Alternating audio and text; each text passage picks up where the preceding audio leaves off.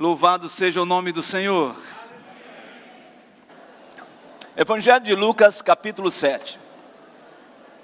Evangelho de Lucas, capítulo 7.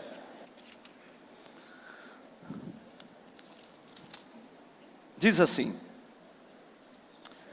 todas essas coisas foram referidas a João pelos seus discípulos. E João, chamando 2 deles, enviou-os ao Senhor para perguntar: és tu aquele que estava para vir, ou havemos de esperar outro? Lucas capítulo 7, versículo 18 e 19. Quando os homens chegaram junto dele, disseram: João Batista enviou-nos para te perguntar: és tu aquele que estava para vir, ou esperaremos outro? Naquela mesma hora, curou Jesus muitos de moléstias e flagelos e de espíritos malignos, e deu vista a muitos cegos. Então Jesus lhes respondeu: ide e anunciai a João o que vistes e ouvistes. Os cegos veem, os coxos andam, os leprosos são purificados, os surdos ouvem, os mortos são ressuscitados, e aos pobres anuncia-se-lhes o Evangelho. E bem-aventurado, feliz é aquele que não achar em mim motivo de tropeço. Tendo-se retirado os mensageiros, passou Jesus a dizer ao povo a respeito de João: que saíste a ver no deserto? Um caniço agitado pelo vento? Que saíste a ver? Um homem vestido de roupas finas? Os que se vestem bem e vivem no luxo, assistem nos palácios dos reis. Sim, que saístes a ver? Um profeta? Sim, eu vos digo, e muito mais que profeta. Este é aquele de quem está escrito: eis aí envio diante da tua face o meu mensageiro, o qual preparará o teu caminho diante de ti. E eu vos digo, entre os nascidos de mulher, ninguém é maior do que João, mas o menor no reino de Deus é maior do que ele. O tema da nossa mensagem hoje é: os cristãos também sofrem. A estação da colheita, ela tem uma característica. A centralidade e o foco é em comunidade. Comunidade. Há uma célebre palavra, uma frase, melhor dizendo, dentro do presbiterianismo, que diz que nós fomos chamados para salvar os perdidos, pela graça de Deus, como instrumentos nas mãos do Senhor Jesus, e vivificar os salvos.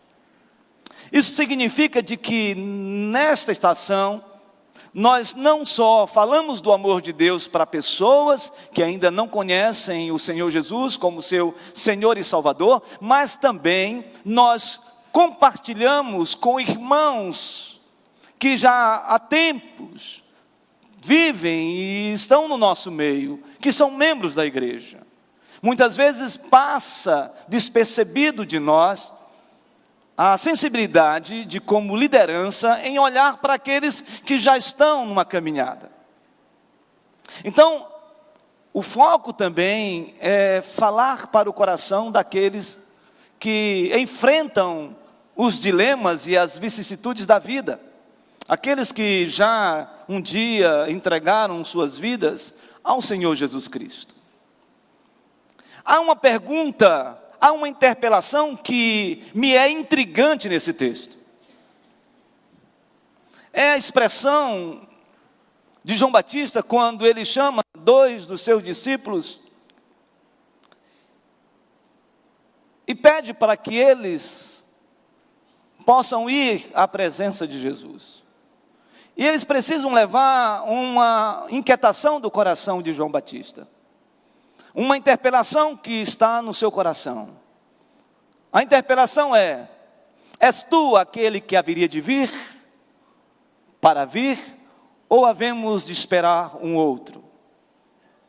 Parece que há um certo contrassenso quando a gente ouve e lê esse texto, e se questiona por que João está fazendo uma pergunta, e uma pergunta inquietante e que leva a ter uma certa dúvida a respeito da deidade, a respeito da messianidade de Jesus, o Salvador, o Senhor. E mais, ficamos ainda meio que perplexos quando lemos esse texto, quando olhamos para a biografia de João Batista. A voz do que clama no deserto,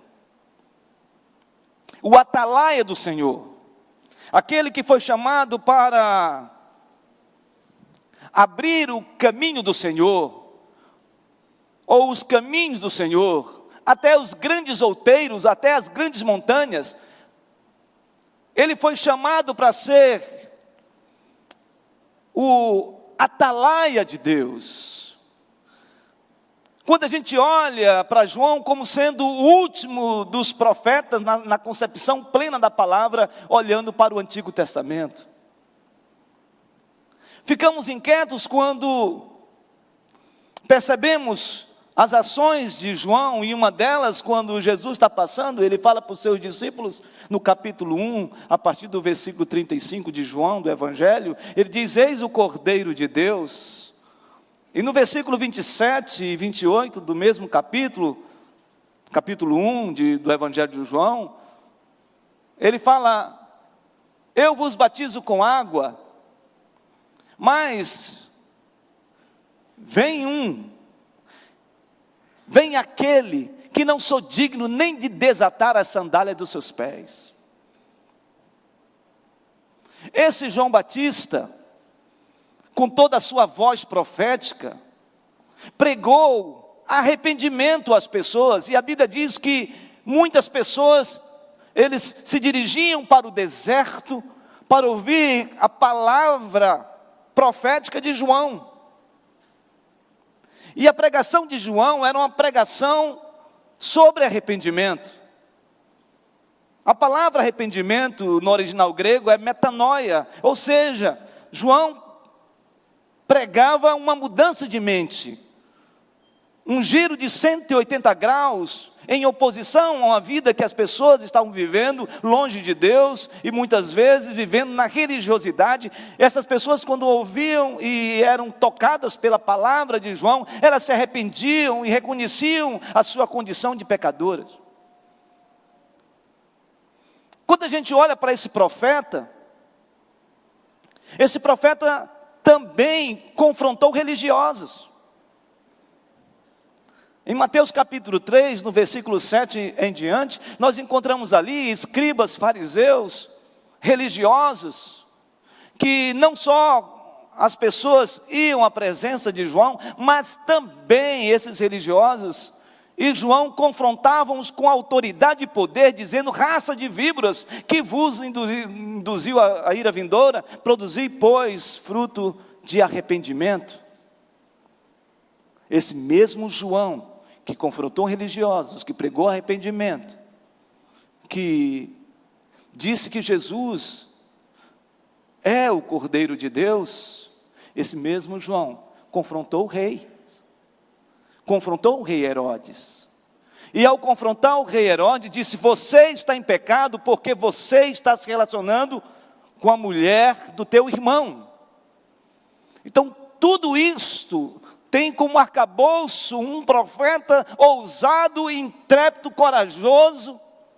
Mas após esse confronto com Herodes e o pedido desse homem ser levado à prisão, a Bíblia diz que esta realidade, esse texto está falando de um quadro de um profeta agora aprisionado. Ele está preso na prisão de Macairo, totalmente envolvido por um momento de sofrimento, dor, um tempo de tortura física e emocional. E a grande questão nesse texto, e eu quero lançar luz para a nossa compreensão e para a nossa reflexão nessa noite, é alguns olhares que nós percebemos nesse texto, que eu quero compartilhar com vocês, sobre os cristãos também sofrem. O primeiro olhar é o olhar de João para si mesmo. Por favor, versículo 18 e 19, do capítulo 7. O olhar de João para si mesmo. Todas essas coisas foram referidas a João pelos seus discípulos. E João, chamando 2 deles, enviou-os ao Senhor para perguntar: és tu aquele que estava para vir, ou havemos de esperar outro? A grande questão aqui é que João estava enfrentando uma dor, um dilema, um sofrimento na alma profundo. Havia incerteza no coração de João. Eu não tenho dúvidas que João está vivendo um tempo de dúvida. E tudo isso por causa de sofrimentos físicos e emocionais. Assim como Elias pediu a morte, assim como Jó pediu a morte, assim como Jeremias pediu a morte, este homem está aprisionado também, vivendo um dilema profundo, e não só numa perspectiva de saber que iria morrer decapitado, mas mais do que isso, ele estava questionando a deidade, a divindade de Jesus. É como se ele estivesse rasgando a sua biografia. É como se tudo aquilo que ele tivera enunciado através da sua vida, falando às pessoas sobre arrependimento, confrontando o rei Herodes, confrontando os religiosos. Agora este homem estava questionando toda a sua história e principalmente a história do Salvador.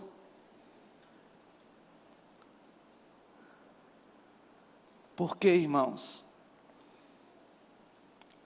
Porque esse homem, ele estava vivendo um tempo de dor e sofrimento, na alma, na mente e no corpo.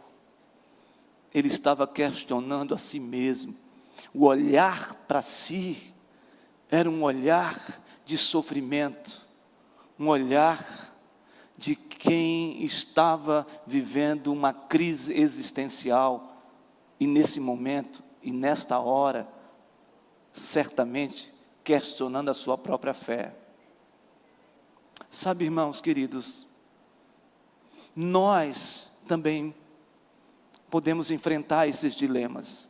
Talvez pessoas aqui hoje à noite estejam enfrentando esses dilemas, que estão enfrentando uma luta grandiosa, estão tendo uma luta, uma batalha na alma, um sofrimento, talvez um transtorno mental, talvez uma depressão, talvez uma ansiedade exacerbada, talvez uma luta profunda no coração.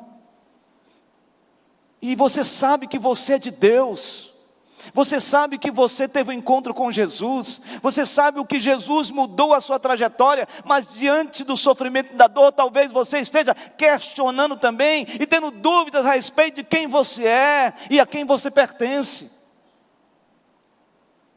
Há muitas pessoas que estão involucradas, estão dentro dos recônditos dos seus quartos, gente sofrendo, que são do Senhor, que pertencem a Deus, mas não tem coragem muitas vezes, ou melhor, não tem força para pedir ajuda e para dizer como está, porque acha que se falar das suas fragilidades, das suas implicações da alma, a respeito de como ele está, vai ser um conflito com relação à sua fé e à sua vida cristã. Há líderes que não falam o que sentem e como estão, porque tem receio de que as pessoas comecem a questionar a sua fragilidade e a sua debilidade como líder. Há pessoas que amam o Senhor, temem ao Senhor, mas ficam nos seus quartos escuros, e muitas vezes com sentimentos horrendos, terríveis, e não compartilham com as pessoas, e muitas vezes o ocaso da vida, o término da vida é desistir de viver. Eu não sei se você sabe, mas há 6% da população do Brasil sofre de depressão. cerca de 12 milhões de pessoas, cerca de 800 mil pessoas morrem por suicídio no mundo por ano. Será que no meio de tudo isso não há gente que teme a Deus, que ama a Deus, que sabe quem é Deus na sua vida, mas o peso é terrível, é tão difícil de carregar? Eu quero dizer para você, que você que enfrenta luta, ou se você um dia enfrentar, você precisa ter alguém do lado. Irmão, nós estamos vivendo um tempo de individualismo grandioso e intenso, e exacerbado, exagerado no nosso meio. As pessoas não conversam umas com as outras. Tem gente que entra nessa igreja e sai, e ninguém percebe, porque se tornaram pessoas invisíveis.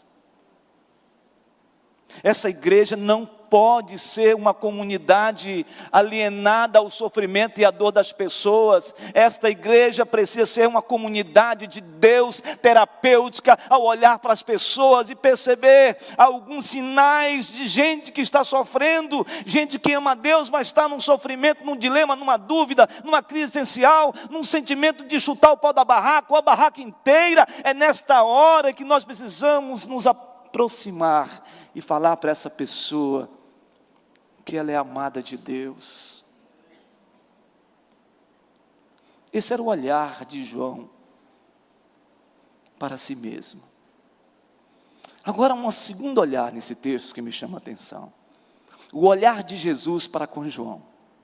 O olhar de Jesus para com João, e o texto começa a falar a partir do versículo 20, que diz assim: quando os homens chegaram junto dele, disseram: João Batista enviou-nos para te perguntar, és tu aquele que estava para vir, ou esperaremos outro? Aí o versículo 21, Jesus responde esse drama, diz: naquela mesma hora curou Jesus muitos de moléstias e flagelos e de espíritos malignos, e deu vista a muitos cegos. Então Jesus lhes respondeu: ide anunciai a João o que vistes e ouvistes. Os cegos veem, os coxos andam, os leprosos são purificados, os surdos ouvem, os mortos são ressuscitados, e aos pobres anuncia-se-lhes o Evangelho.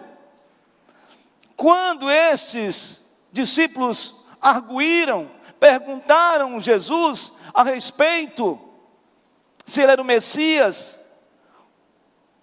o Filho de Deus, o ungido de Deus, Jesus imediatamente começa a atuar, usando o seu poder, a sua divindade, a sua autoridade, usando a instrumentalidade de um ser 100% humano, mas também 100% divino, e começa a curar pessoas de moléstias, gente que estava em flagelos, gente que estava enfrentando dilemas grandiosos, e diz a Bíblia que ele faz isso de uma maneira clara e inequívoca, de que a preocupação dele não era simplesmente por uma palavra de João, que pudesse ser ofensivo a ele, ao contrário. Jesus não usa em nenhum momento questões teológicas para duvidar da fé de João. Jesus não estabelece nenhum preceito doutrinário para colocar o dedo no nariz dele e falar: você é um incrédulo. Ao contrário, Jesus fala algo para João e diz aos discípulos de João: vai, fala para João que os cegos veem, que os coxos andam, que os leprosos estão sendo purificados, que aqueles que estão endemoniados estão sendo libertos. Fala para João de que aqueles que estão mortos estão sendo ressuscitados. Diz isso para João. Que resposta extraordinária! Porque Jesus não coloca o dedo no nariz de João e questiona a sua crise, a sua dor, e a sua incredulidade ou as suas incertezas. Ao contrário, Jesus responde para João de uma maneira diferente. Jesus diz: João, eu sei o que você está enfrentando, eu sei das suas inquietudes, eu sei do seu sofrimento, eu sei da sua dor. Mas João, eu sou aquele que você falou, eu sou aquele que você disse que viria, e que você não era digno nem de desatar a sandália dos meus pés. Eu sou aquele que você disse que após você, eu estaria anunciando a verdade, o caminho da verdade. João, eu sou essa pessoa. João, eu te amo. Eu não estou olhando para as tuas verborragias, as tuas palavras. Eu estou olhando para o teu coração. Sabe, irmãos queridos, tem muita gente aqui que talvez esteja assim, ou talvez um dia passemos por isso. Talvez a sua autoestima esteja lá embaixo. Talvez você esteja vivendo um momento crítico com relação a uma enfermidade emocional. Talvez você esteja assim, e se questionando, e se perguntando se você é de Deus ou não.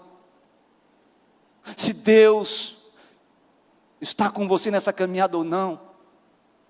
Se as pessoas te abandonaram, se as pessoas estão se afastando de você. Olhe, eu quero dizer uma coisa para você. Se as pessoas têm desistido de você, se você está sentindo sozinho dentro de um recôndito do seu coração, dentro de um quarto escuro, se você está enfrentando uma batalha grandiosa, seja com a sua família, seja numa situação pessoal, não importa, saiba de uma coisa: se você já pensou em desistir de tudo, Jesus não desiste de você, porque você é menina dos olhos dele, ele ama você e vai até as últimas consequências por você, dizendo: olha, os cegos veem, os coxos andam, lembra-te que os leprosos estão sendo purificados, lembra-te de que os mortos estão sendo ressuscitados. O Senhor continua sendo o Senhor da sua vida, a despeito de tudo que você esteja enfrentando. O Senhor continua com você e Ele jamais desistirá de você.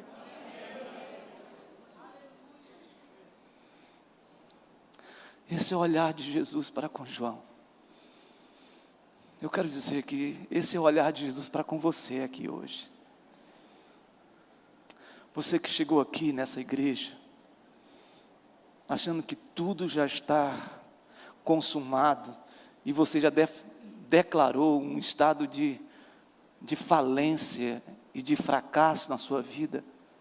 Eu quero dizer para você, nenhuma voz nesse mundo, e nenhuma voz maligna é capaz de ter a última palavra.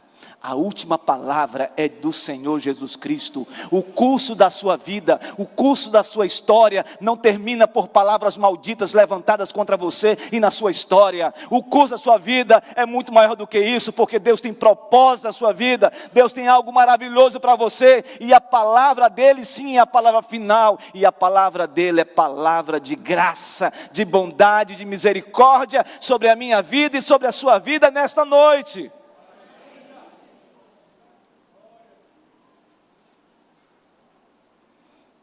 O olhar de João para si,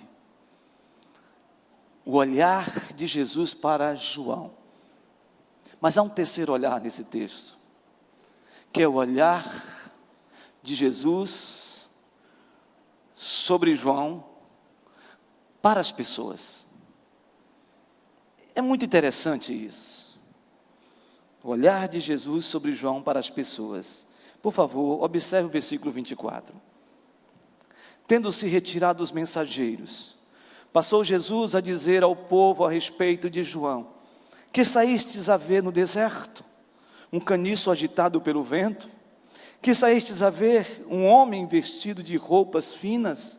Os que se vestem bem e vivem no luxo, assistem nos palácios dos reis. Sim, que saístes a ver um profeta?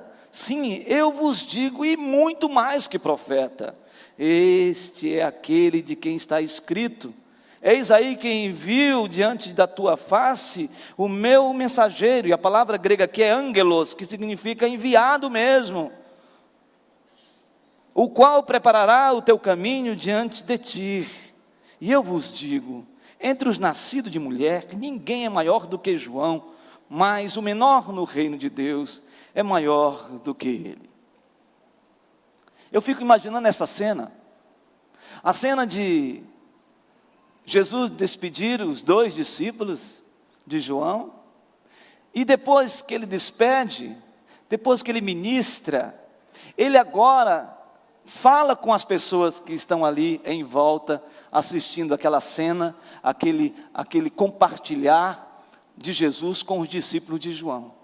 E ele começa a falar agora da pessoa de João, para as pessoas que estão ali. As pessoas que estavam ali ouvem algo lindíssimo, extraordinário, enaltecedor a respeito de João, proferido por Jesus, falado por Jesus, expressado por Jesus. E ele começa a tecer como se estivesse resgatando a biografia de João, falando de um caniço agitado, que o vento sopra, e que enverga, mas não quebra, porque é resiliente, é resistente. Ele fala de um homem solitário no deserto, e que não precisa viver numa estrutura palaciana para ser o que ele é. E o texto sagrado fala sobre isso, dizendo de que os seus vestimentos não são vestimentos de realeza dentro de um castelo, dentro de uma casa sofisticada, mas ele se veste de pele, ele come não comida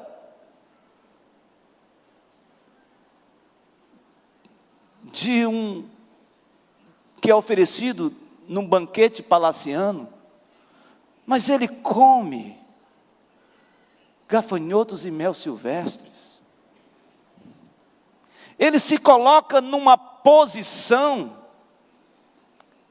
extraordinária e linda. E Jesus continua falando, Jesus continua ministrando para o povo, dizendo: olha, este homem, além de tudo isto, é um homem que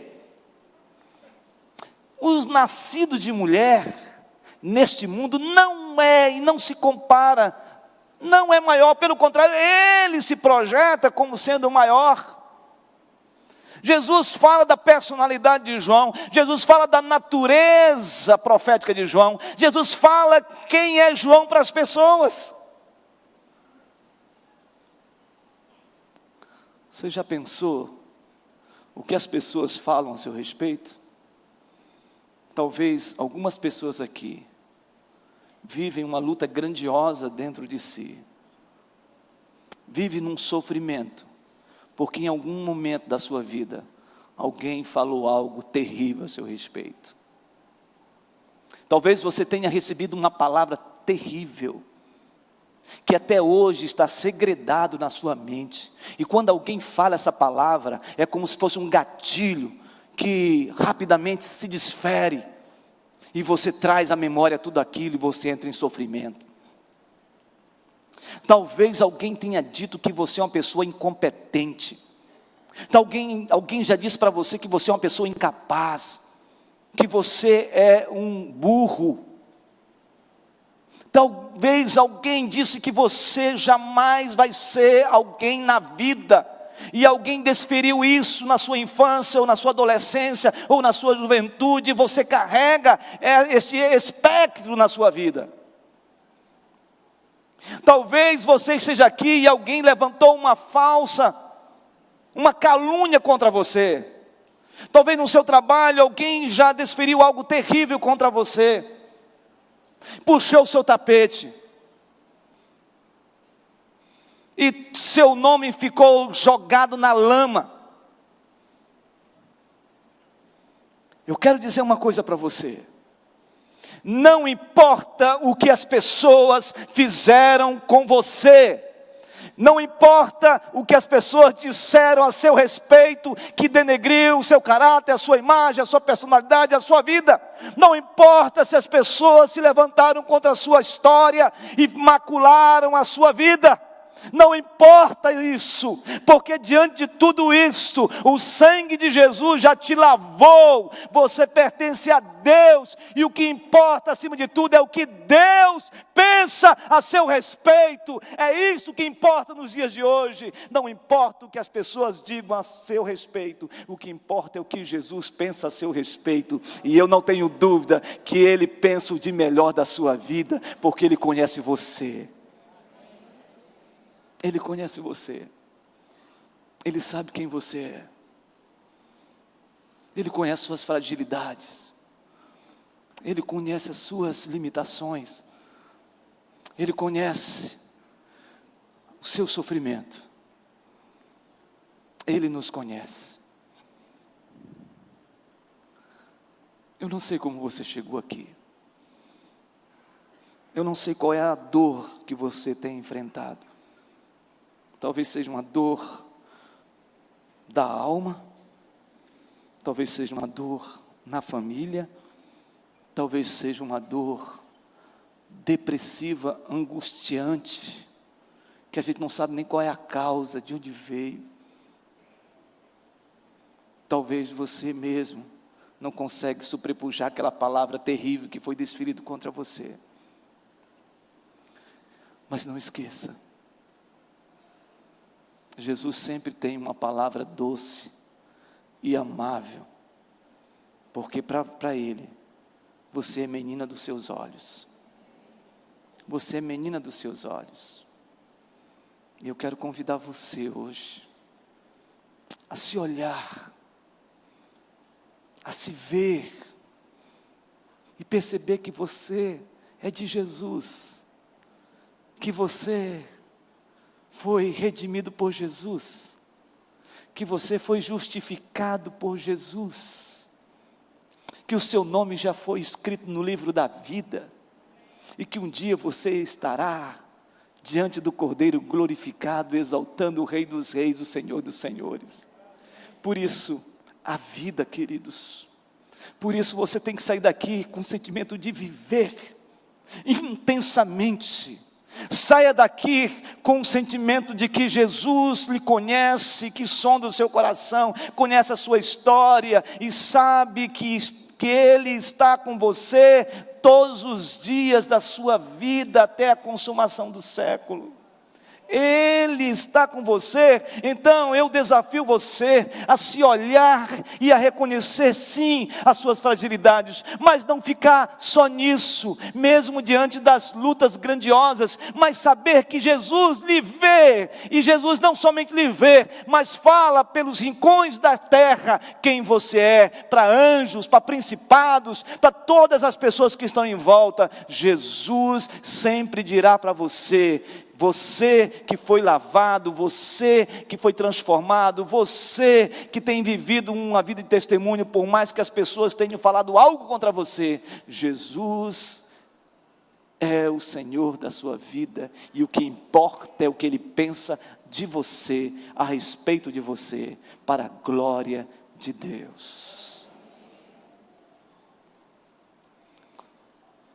Vamos ficar de pé? Irmãos queridos, amados, há um ambiente neste lugar. Eu convido você a não sair agora. Você me deu 10 minutos. E eu gostaria de orar por você. Orar por você, porque os cristãos sofrem. A gente tem lutas. Quem aqui não tem problema, levanta a mão. Quem não tem problema? Agora, quem tem problema, lutas grandiosas, levanta a mão aí. Irmãos, estou aqui. Mas eu sei que no altar nós podemos estar juntos, porque alguém pode estar enfrentando uma luta. E eu quero convidar você a vir aqui para o altar, para orarmos juntos. Vou pedir aos pastores, os presbíteros que nos auxiliem em oração. E nós vamos orar por você, você que está aqui hoje, sabe, está enfrentando luta. Venha, não espere nem tocar música, venha para cá. Você que está enfrentando aquele dilema grandioso, sabe? Você que está deprimido, você que está com uma ansiedade profunda, você que está com uma luta em casa,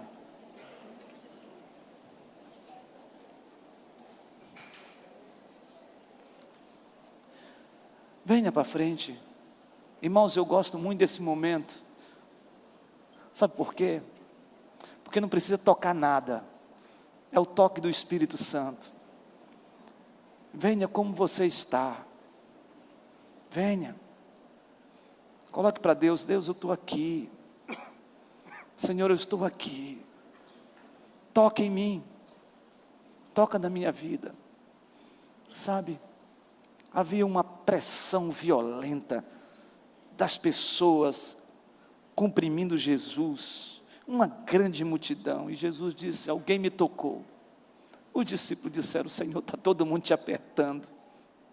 E Jesus disse: alguém me tocou porque eu senti que saiu virtudes. Irmão querido, minha querida, Deus pode tocar em você aqui. Deus pode tocar em você. Deus pode tocar, curando você. Não é palavra de efeito não, querido. Eu ainda sinto ainda que Deus quer falar com pessoas aqui. Se você está sendo tocado por algo, está sendo movido, vá para o corredor. Saia de onde você vai para o corredor. Pastor, mas eu estou aqui, eu sei que a bênção vai vir. Vai, querido. Mas se coloque. Eis-me aqui, Senhor. Toca na minha vida. Eu quero ser, Senhor amado, como um vaso nas mãos do oleiro. Quebra minha vida, quebra minha vida. Só as vozes. E faça de novo. Eu quero ser, eu quero ser, eu quero ser um vaso novo. Eu quero ser, eu quero ser, Senhor amado. Senhor amado,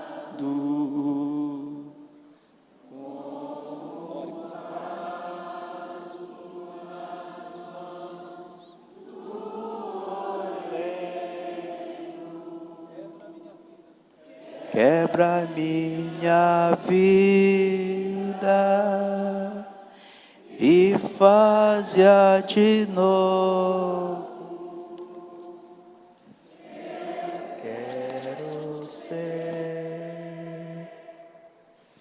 Eu quero ser um vaso novo. Olhos fechados, feche seus olhos. Os pastores que estendam as mãos. Todos de olhos fechados, irmãos. Todos estão aqui na frente, todos. Ninguém de olhos abertos. O Senhor está neste lugar. Mais que isso, Ele está em você. Ele está em nós e entre nós. Quero pedir que você que está aqui na frente, comece a falar com Ele. Diga para Ele agora, de forma objetiva, qual é a sua dor, qual é a sua luta. Fale com Ele. Fale com Ele. Expresse a Ele seu coração. Você pode fazer também isso de forma audível. Pode falar, pode soltar os seus lábios, falar com Ele.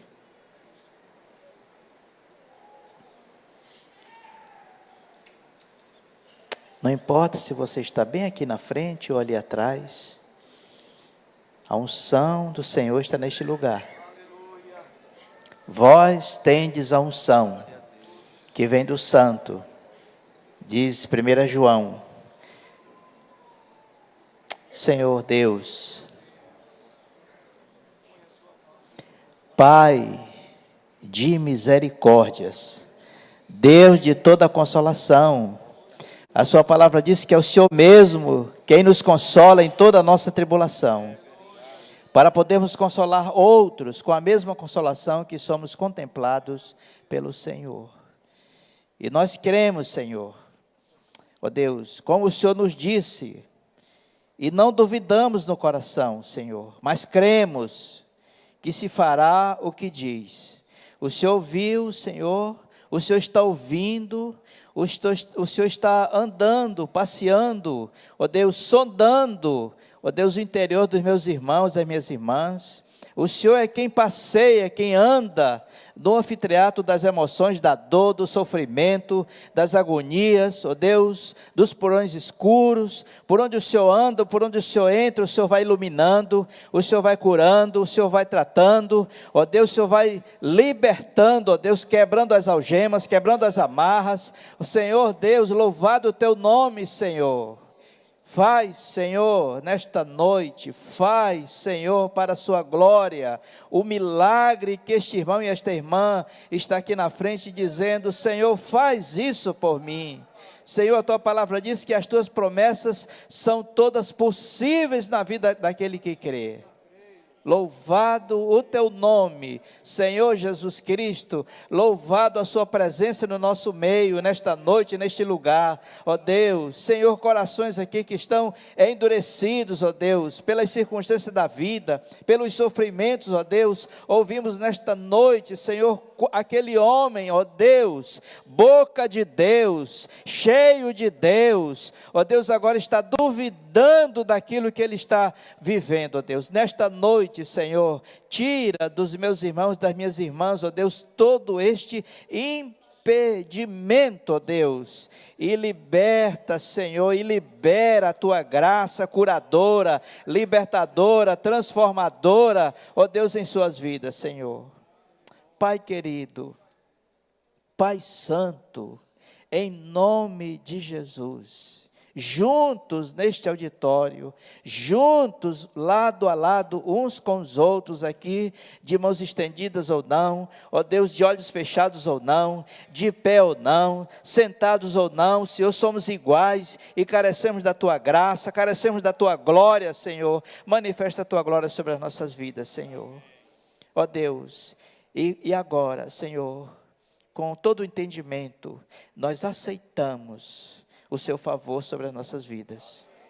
E já com ações de graças, com gratidão, damos ao Senhor toda a honra, toda a glória e todo o louvor. Pai, tudo para a sua glória, tudo para o seu louvor, ó Deus. Em nome de Jesus. Amém. Amém. Amém. Não Fiquem saia, aí mesmo, não saia fiquem aí daqui, mesmo. Fique aqui. Eu vou impetrar a bênção sobre a vida dos irmãos e das irmãs. Eu quero dizer a você que você é do Senhor. Você é do Senhor.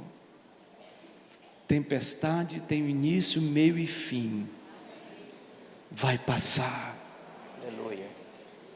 E que a graça do Senhor Jesus Cristo, o amor de Deus o Pai e as eternas e ternas consolações do Santo Espírito de Deus pouse sobre os irmãos e as irmãs, hoje e para todos sempre.